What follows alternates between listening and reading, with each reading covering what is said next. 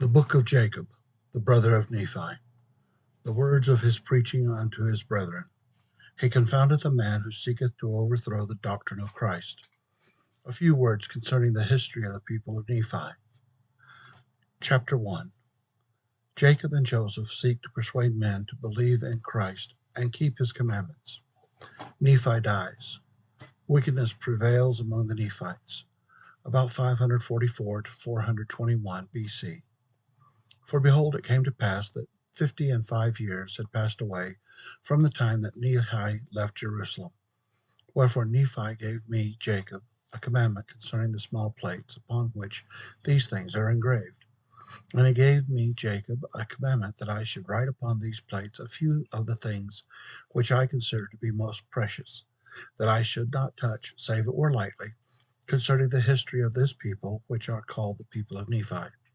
For he said that the history of his people should be engraved upon his other plates, and that I should preserve these plates and hand them down unto my seed from generation to generation.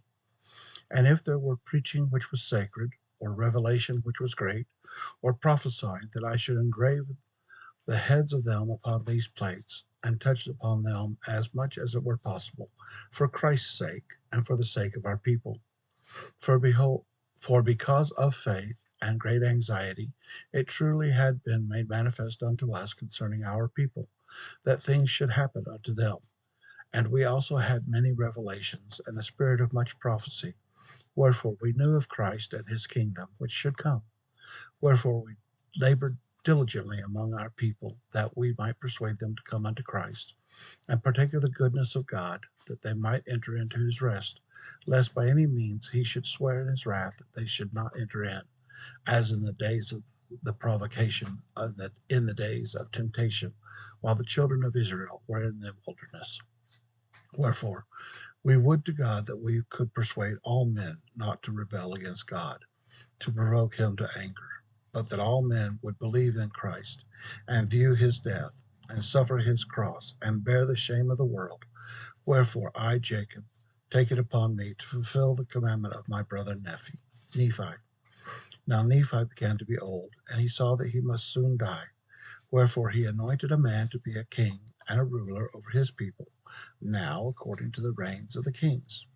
The people having loved Nephi exceedingly, he having been a great protector for them, having wielded the sword of Laban in their defense, and having labored in all his days for their welfare.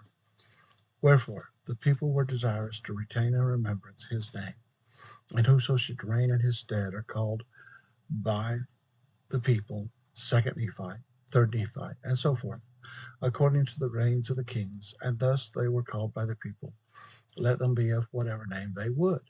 And it came to pass that Nephi died. Now the people which were not Lamanites were Nephites.